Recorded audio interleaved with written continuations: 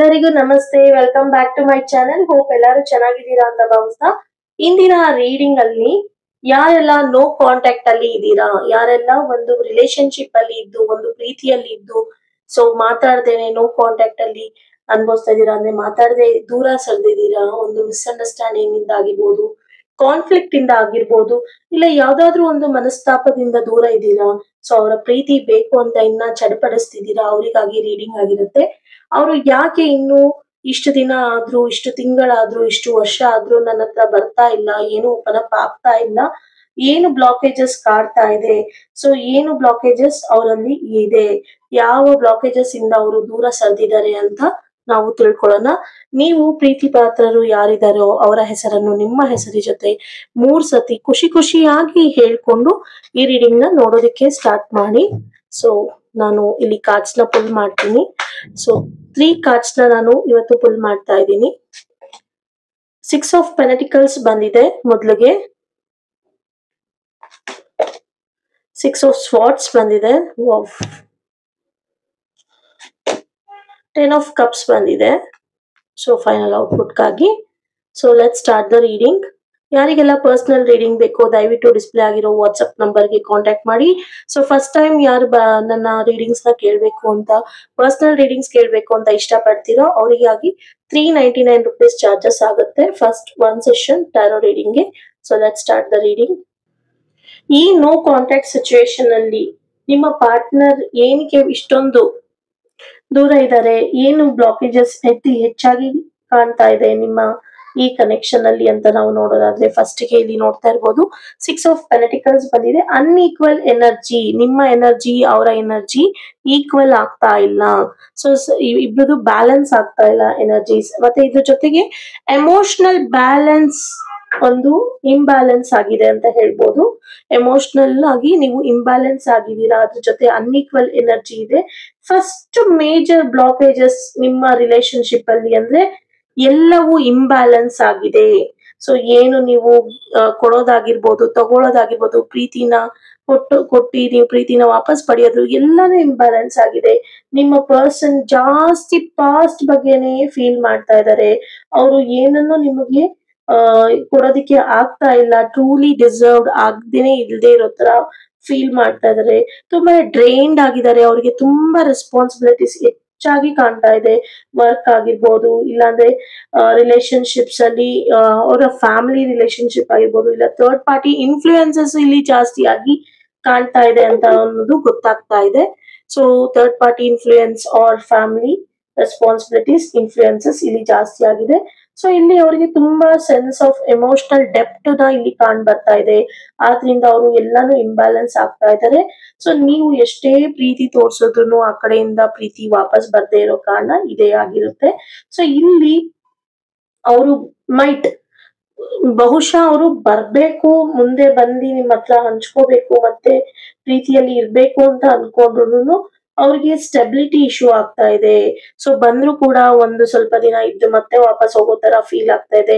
ಈ ಕ್ಷಣದಲ್ಲಿ ಅವ್ರಿಗೆ ನಿಮ್ಮ ಪ್ರೀತಿ ಅರ್ವಾಗುತ್ತೆ, ಇನ್ನೊಂದು ಕ್ಷಣದಲ್ಲಿ ಅಯ್ಯೋ ಬೇಡ, ನಾನು ಬೇರೆ ರೆಸ್ಪಾನ್ಸಿಬಿಲಿಟೀಸ್ ಇದೆ, ಬೇರೆ ಕರ್ತವ್ಯ ಇದೆ ಅಂತ ಮುಂದಕ್ಕೆ ಹೋಗ್ಬಿಡ್ತಾರೆ.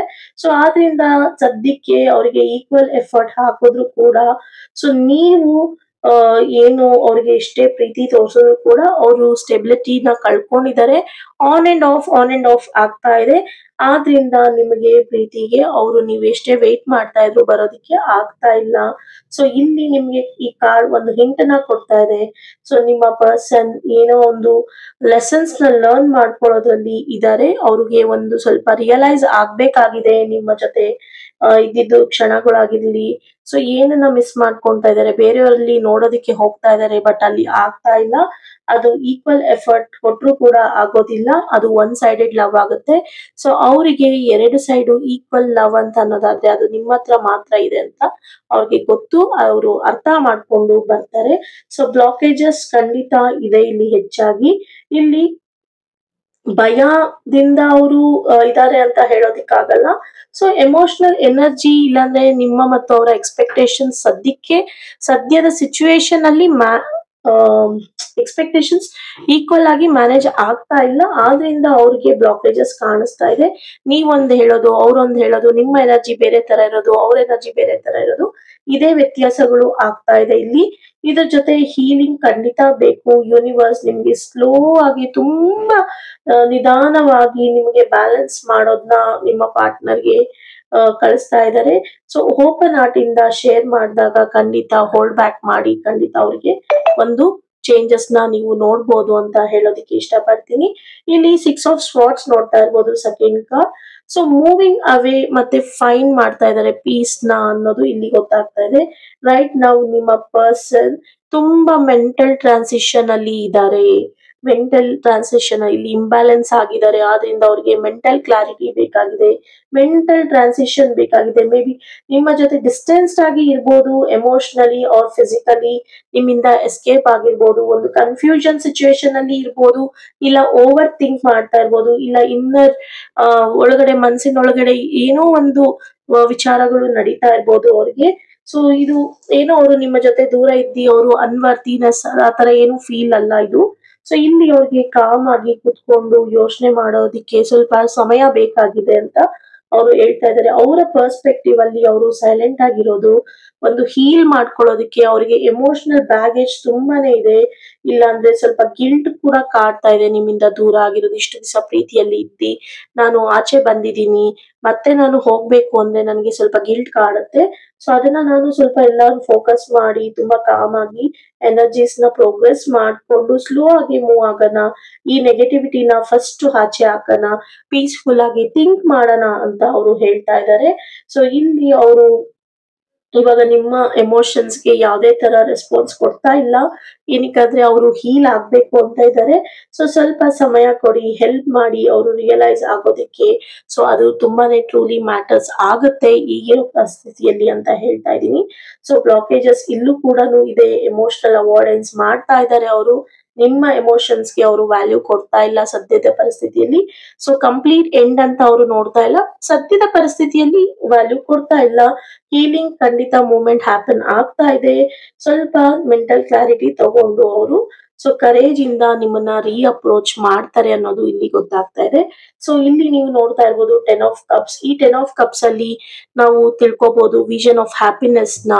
ಸೊ ಮುಂದೆ ಹ್ಯಾಪಿಯಾಗಿ ನನ್ನ ಜೊತೆ ಇರ್ತಾರಾ ಅಂತ ನೀವು ಕೇಳೋದಾದ್ರೆ ಖಂಡಿತ ಹ್ಯಾಪಿ ಆಗಿರ್ತಾರೆ. ಏನಕ್ಕಂದ್ರೆ ಅವರು ಇಲ್ಲಿ ಅಪ್ರೋಚ್ ಮಾಡ್ತಾರೆ, ನಿಮ್ಮನ್ನ ಅಪ್ರೋಚ್ ಮಾಡ್ಕೊಂಡು ಇಲ್ಲಿ ಒಂದು ಕ್ಲಾರಿಟಿ ತಗೊಂಡು ಅವರ ಮನಸ್ಸಿನ ಮಾತನ್ನ ಕೇಳ್ಕೊಂಡು ನೀವೇ ಬೇಕು ಅಂತ ಬರ್ತಾರೆ. ಒಂದು ಲವ್ ಆಗಿರ್ಬೋದು, ಪೀಸ್ ಆಗಿರ್ಬೋದು, ಹ್ಯಾಪಿ ರಿಯೂನಿಯನ್ ಆಗಿರ್ಬೋದು, ಅದು ಈ ಪಾರ್ಟ್ ಆಫ್ ಪಿಕ್ಚರ್ ಆಗಿರುತ್ತೆ. ನಿಮ್ಮ ಜೊತೆ ಒಂದು ಲಾಂಗ್ ಟರ್ಮ್ ಅಲ್ಲಿ ಇರ್ಬೇಕು ಅನ್ನೋದು ಅವರ ಆಸೆ ಆಗಿದೆ. ಬ್ಲಾಕೇಜಸ್ ಕ್ಲಿಯರ್ ಆಗುತ್ತೆ, ಬಟ್ ಸ್ಲೋ ಆಗಿ ಕ್ಲಿಯರ್ ಆಗುತ್ತೆ ಅನ್ನೋದು ಇಲ್ಲಿ ಗೊತ್ತಾಗ್ತಾ ಇದೆ.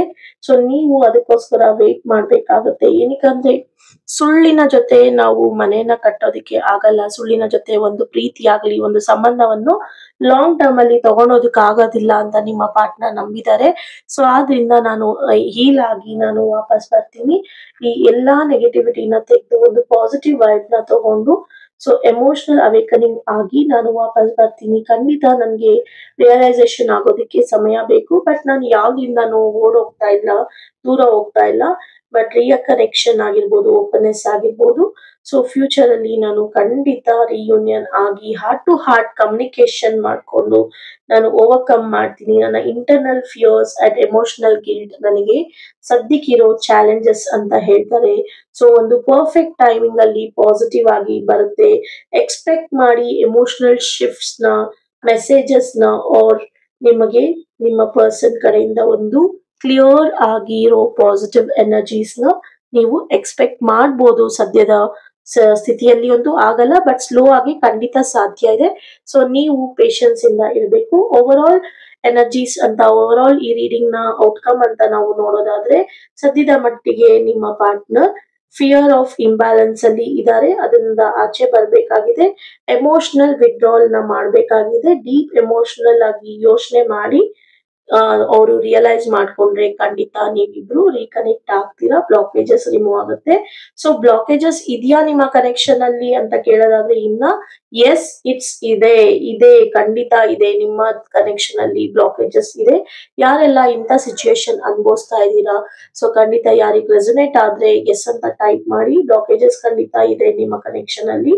ಸೊ ಸ್ಲೋ ಆಗಿ ಹೀಲ್ ಆಗ್ಬೇಕಾಗಿದೆ. ಫಿಯರ್ ಅನ್ನೋ ಭಯ ಅನ್ನೋದು ಏನಿದೆ ಅದನ್ನ ಆಚೆ ಹಾಕ್ಬೇಕಾಗಿದೆ. ರಿಯಲೈಸ್ ಮಾಡ್ಕೊಂಡು ಸತ್ಯದ ದಾರಿಯಲ್ಲಿ ಹೊರಟಿ ನಿಂತಾಗ ಖಂಡಿತ ಬ್ಯಾಲೆನ್ಸ್ ಆಗುತ್ತೆ, ಆನೆಸ್ಟಿ ಗೆಲ್ಲುತ್ತೆ, ಎಮೋಷನಲಿ ಕನೆಕ್ಟ್ ಆಗ್ತೀರಾ ನೀವು ನಿಮ್ಮ ಪಾರ್ಟ್ನರ್. ಇಬ್ರು ಒಬ್ರಿಗೊಬ್ರು ಲಾಂಗ್ ಟರ್ಮ್ ಅಲ್ಲಿ ಲೈಫ್ ನ ಲೀಡ್ ಮಾಡ್ತೀರಾ ಅಂತ ಹೇಳ್ತಾ ಈ ರೀಡಿಂಗ್ ನ ಇಲ್ಲಿಗೆ ಎಂಡ್ ಮಾಡ್ತಾ ಇದ್ದೀನಿ. ಯಾರಿಗೆಲ್ಲ ಈ ರೀಡಿಂಗ್ ಇಷ್ಟ ಆಗಿದೆಯೋ ದಯವಿಟ್ಟು ಎಸ್ ಅಂತ ಟೈಪ್ ಮಾಡಿ. ಸೊ ದಟ್ ಇದೇ ತರನೇ ನಾನು ಫ್ಯೂಚರ್ ಅಲ್ಲಿ ರೀಡಿಂಗ್ಸ್ ಮಾಡೋದಕ್ಕೆ ಹೆಲ್ಪ್ ಆಗುತ್ತೆ ಅಂತ ಹೇಳ್ತಾ thank you for watching. See you in the next video.